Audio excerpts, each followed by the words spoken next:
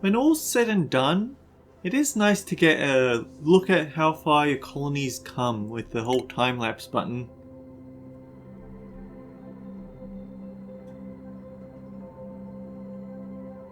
Although every now and then you get that glitch with the dig order where it ruins the image completely.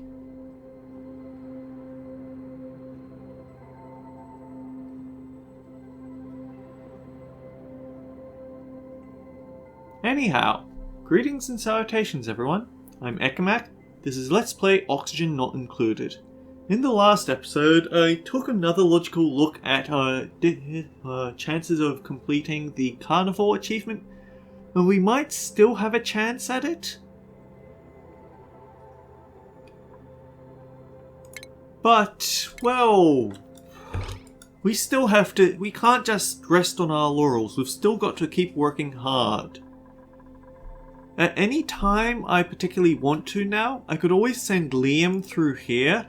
But the thing is, the way our, let's call it our distance into digestion, I guess. We still need to stay on our toes. We need to keep eating about a bit more than 8,000 kilocalories per day. So that's basically 8 people's worth. I think this is actually the time where we stop making these lice loaf, and instead we swap over to making pickled meal, because we don't need food that has more we don't need base food that has more kilocalories. We need meat with more kilocalories. The pickled meal has a much longer shelf life, so that's worth more to us now. I really wish there was a way that I could somehow super chill this little carbon sink, but let's not get greedy and try pumping the polluted water through before we've got a way to get rid of the polluted water. These guys continue to dig there. Eventually we'll start digging down into here.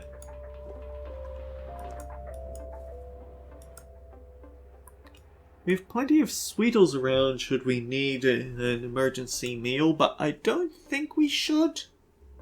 I think we have enough. We had enough eggs primed at cycle 80 that we should be good.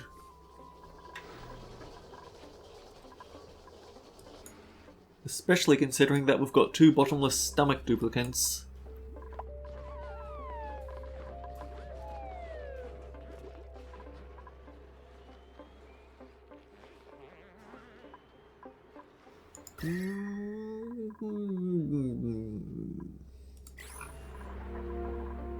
Yeah, I'd say it's time we bricked off this area, actually.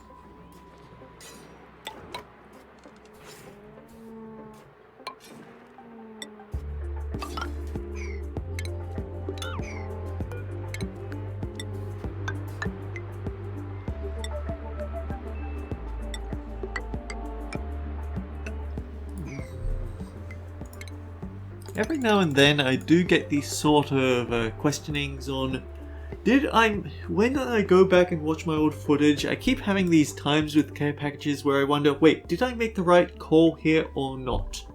But really, oh look! This is an overjoyed reaction.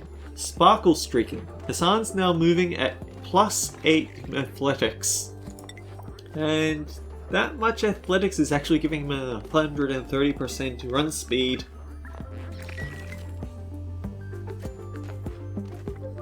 Plus, anyone he walks past gets a smaller boost. Do you have it? Hopefully you will after... Yeah, Sparkle Flattered. You get a +5. It's not quite his +8, but it's still nice. Eventually you get to the point where you can have so many recreation facilities that you can always expect people to be in range of getting the overjoyed reaction. They won't be overjoyed every day, but it'll at least start happening with regularity.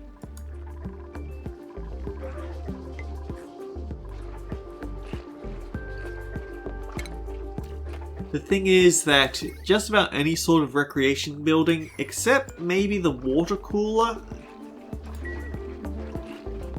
they tend to have some sort of power or requirements, and sometimes they even have ingredient requirements and water requirements on top of that. We just don't have the ability to handle those sort of power drains on our system because all our power comes from manual generators.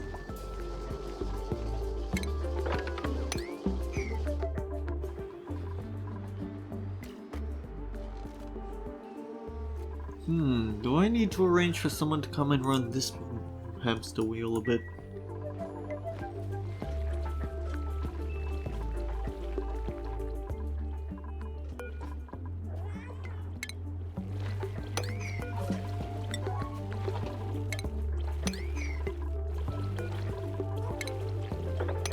I think once we fill one bin of sedimentary rock, that's when we can swap over to stone hatches. Although granted, we also have a...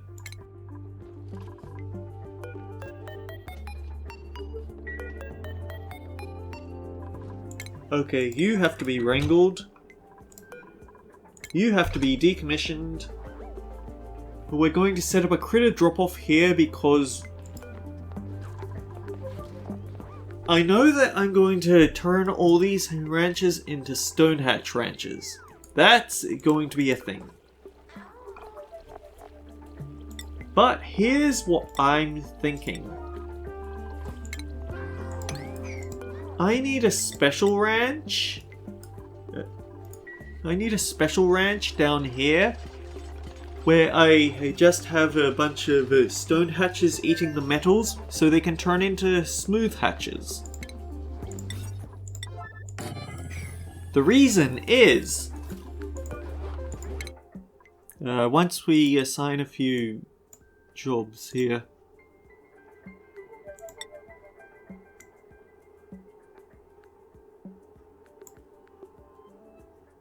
I kind of want to put you into advanced research, actually. But okay, I was showing off.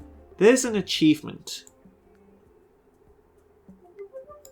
Down the hatch. Produce 10 tons of refined metal by ranching smooth hatches. Not only that, but the more refined metal we get from smooth hatches, the less refined metal we have to get through rock crushers. Or alternatively, we're eventually going to need to go into the metal refinery, and that generates a lot of heat.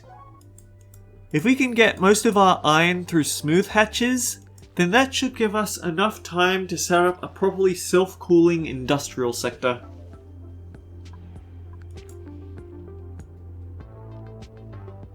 Now, all that said,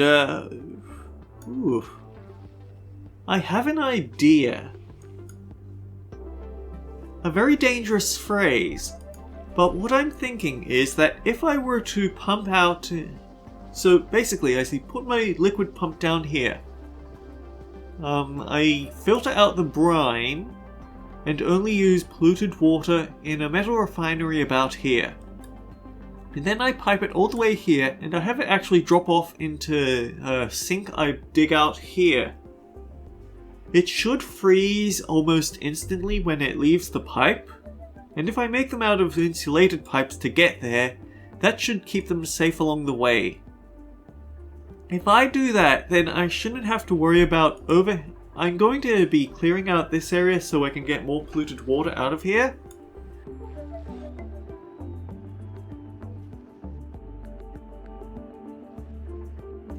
But it's also going to sort of stockpile the resources rather than use them up immediately. Of course, this does have the potential to go horribly, horribly wrong at some point. Because if it ends up melting this biome, then I'm in trouble because it's on top of the entire base. But I feel like I shouldn't be generating that much heat, that I should melt the entire sub-zero biome. Okay, Catalina.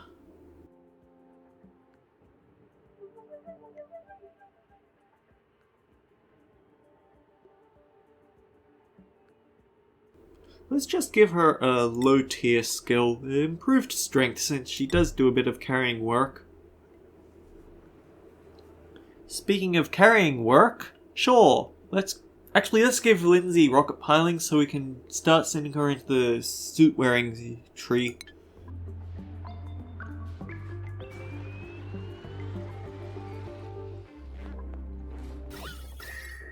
We're actually getting quite close to digging up this security door.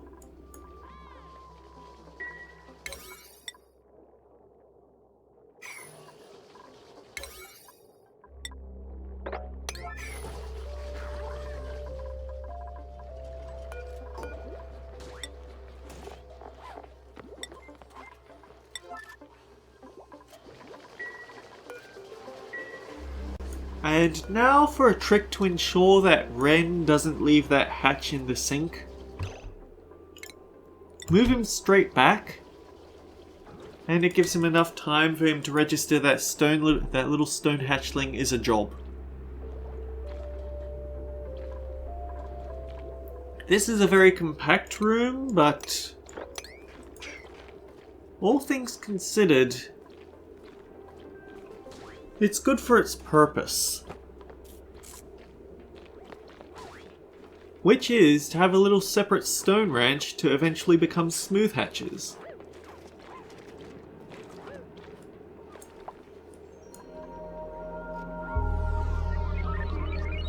Oh, we've also got some wolframite and polluted ice added to our collection. Question, is there anything meltable over here? Yes, there is. Okay, I need to find somewhere to store this polluted ice and this ice before it melts.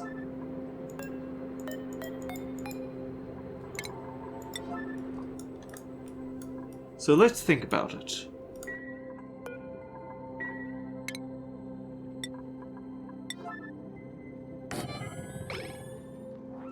We install a storage container there for the ice. For polluted ice,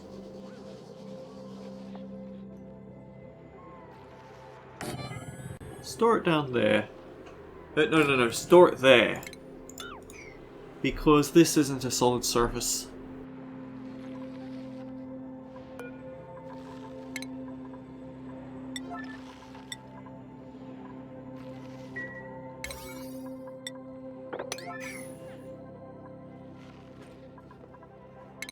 Okay, need to check. Alright, you know what? Next shift is when we send Liam over to the new area. Because if I look at his... yeah, he doesn't have the bottomless stomach, so he's just reducing our consumption by 1,000. If I look at the number...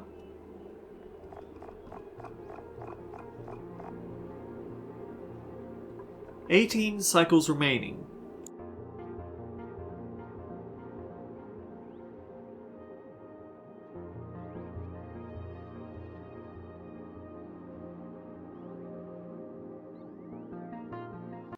We are actually making headway into this achievement. We've actually made it under the 8,000 mark, so if we continue at this rate, we are actually going to crack the achievement before the cutoff point.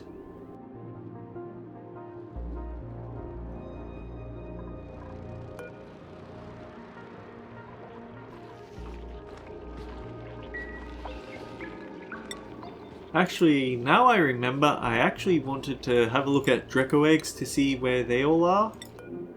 1, 2. Okay, I want to crack a specific Dreklet egg, so I need to make sure that when someone goes to complete this errand, they don't go after this egg. Steve. No, give me Steve. Which egg are you going after? You're going after that one? Perfect. We need to keep this room as empty as possible so this Draco can continue to produce new eggs.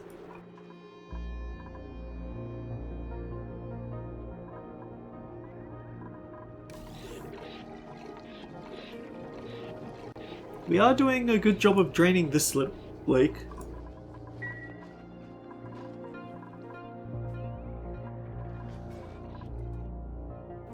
But we should also probably look into, remind me, what was this? Polluted oxygen, right. We should also start containing the hydrogen vents rather than just letting them roam on their own. Because we are going to need it for renewable oxygen.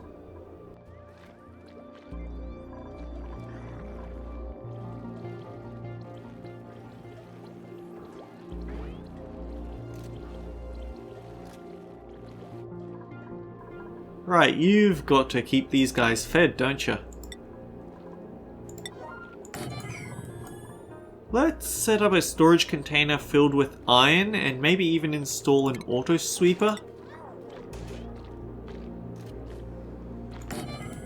Just so he can spend less time running about.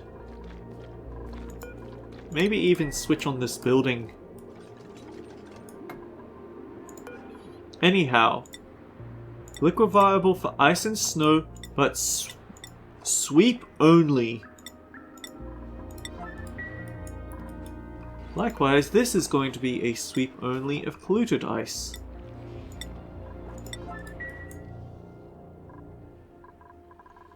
As long as we don't dig straight up, we should be fine here. And yeah, here's the Neuro Facilitator. I want to leave this little sleet wheat on its own? Which is a weird thing, you'd think, but actually I think that if should I do that, it means that I'll always have something to fall back on.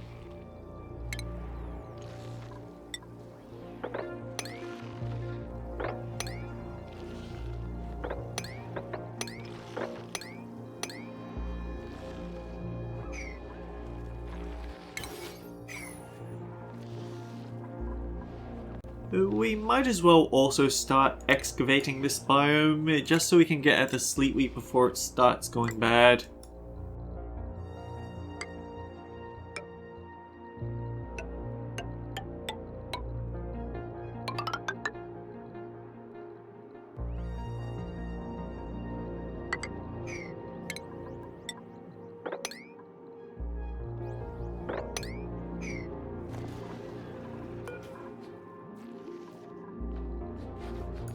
And actually, it's now Liam's break is over. So we're going to save the game, even though let's play, because I want to we're going to send Liam through and hopefully he won't have to come back.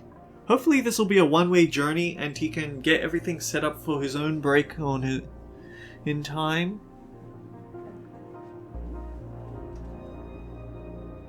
But I'm also going to need to keep an eye on on the food consumption. It was tempting to have Liam go do the neural facilitator, but then I realized that it's just putting off a visit to a new asteroid even longer.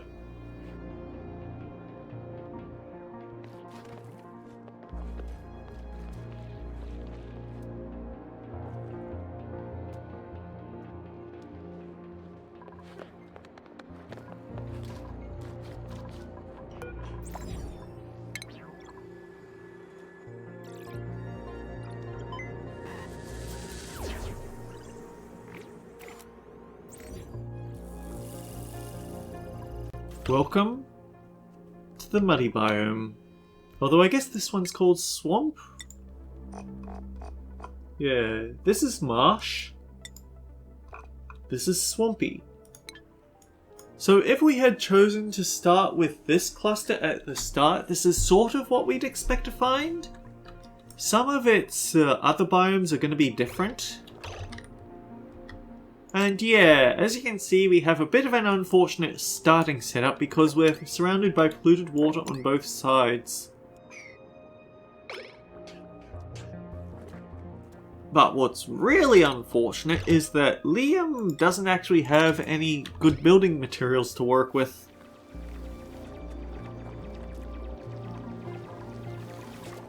We know what Paku are, but here's a plug slug. The most important thing about plug slugs is not to leave metal lying about where they can eat it. They'll chew it up and produce some hydrogen, and while that does make it sound like they'll be great for power purposes, the problem is that it takes power to vacuum up the hydrogen. Its hatches are just better for long-term power production. Anyway, we need to dig out enough to create a sink, and we need to dig out enough. Okay, actually you don't need the sink, we just need the toilet. That's why we got a duplicate with the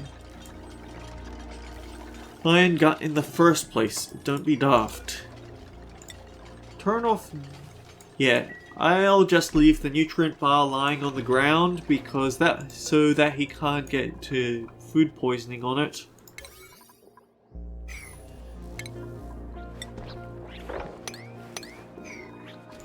And yeah, we can inspect things. Okay, incongruously placed research notes.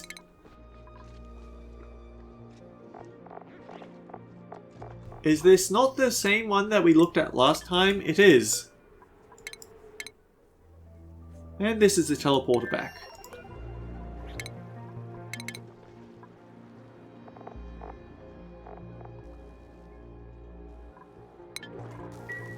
Yeah, so apparently those are just guaranteed data files that we just got for that. Although, actually, this is very unique. This usually doesn't happen. What happened here is that we had a point of interest spawn right on the borderline, on the abyssalite borderline. Which means that we don't need a duplicate with tier 2 digging to get into the ice biome. Why is that important? It's because this is a place where you can get your hands on granite. And the thing is, we don't have a printing pod here, but what we can do is build a mini pod to act like a printing pod for this area. And well, if you're gonna build something that has a good decor bonus, you might as well build it out of granite, right?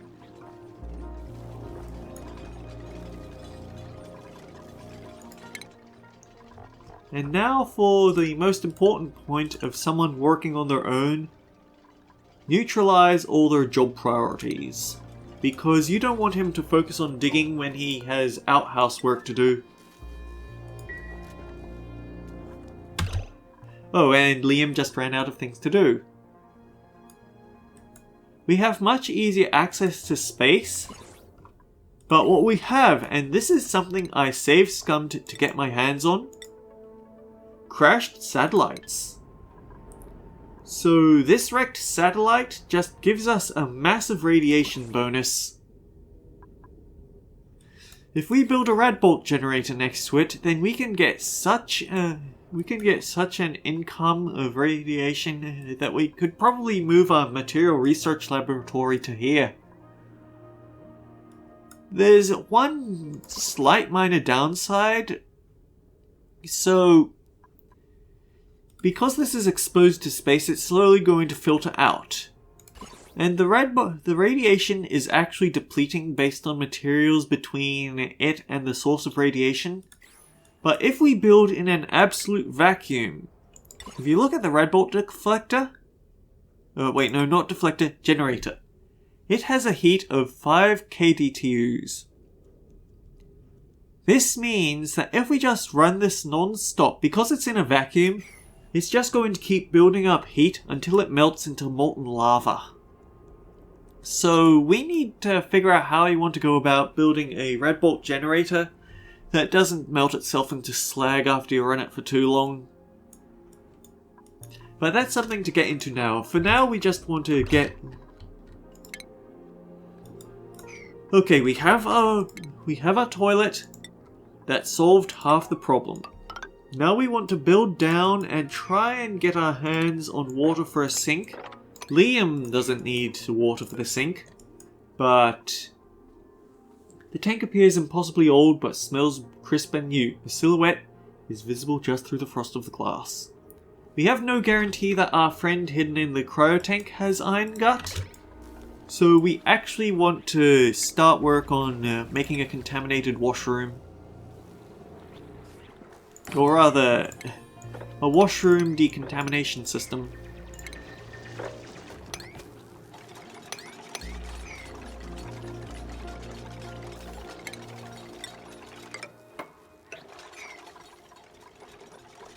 And actually, we should probably also seal this area off because Liam doesn't have most of his usual facilities. He's probably going to have a bit of a problem with the toilets.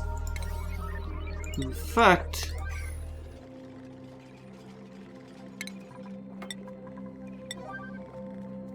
let's just put this in place so it's counted as part of his, so he gets the latrine bonus. Even if the wash station isn't functional, if it's missing the water, just having it here should be enough.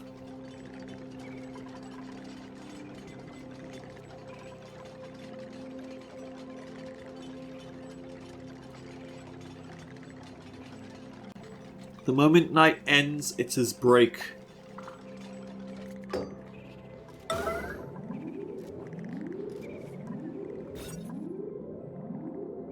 So once the size cuts down a bit, this should be a latrine.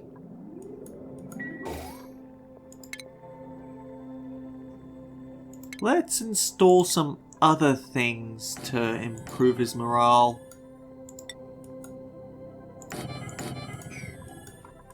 I don't intend to make this into a bedroom or this into a great hall.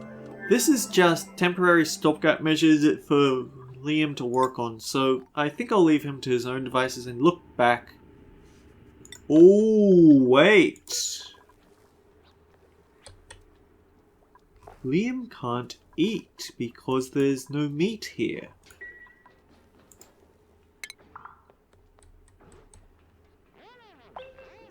I think I will make this exception. It is going to slightly mess me up in the long run for carnivore, but we should be ahead of the curve.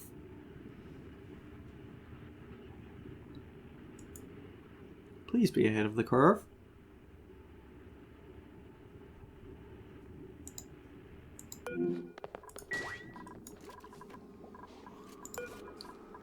Also, set that to a level 9 dig build, please.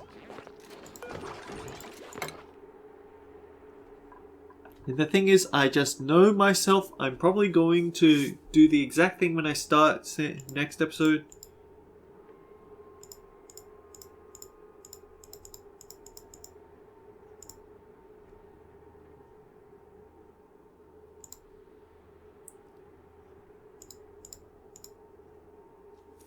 We're staying stable. We aren't getting any further away from 8,000, but we aren't getting any closer either.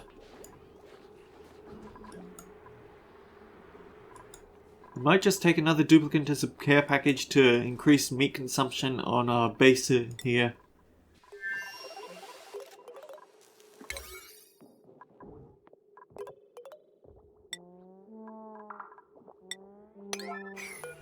And set that to only apply when you're going right. So Liam is a bit of a grimy boy here, isn't he? And because I see a plug slug moving in on my turf, I think I might cut down just a... Too late. So, here's the problem with plug slugs in specifically this biome. We have a lot of polluted oxygen. If a duplicate runs through hydrogen, then they get the eye irritation debuff.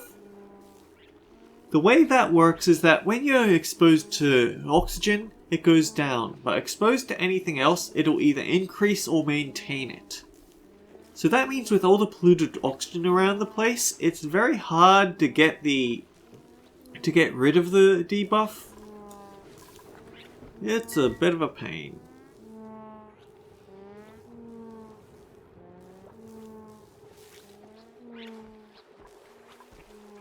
We also need to dig out this area so they can go back to making eggs.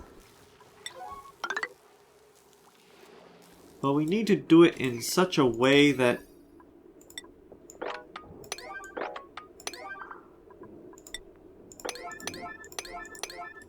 we need this place to be stable so we can get a friend out.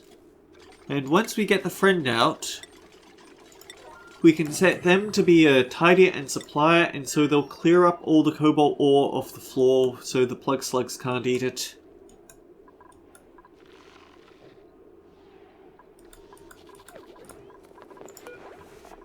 And sure, let's just keep cooking frost buns, why not? Actually, something I can do is it's past the 30-minute mark, so what I'm actually going to do is start save scumming for Catalina. Inspect that. Oh, we have a new entry. We've engineered crops to be rotated as needed dependent on the environmental situation.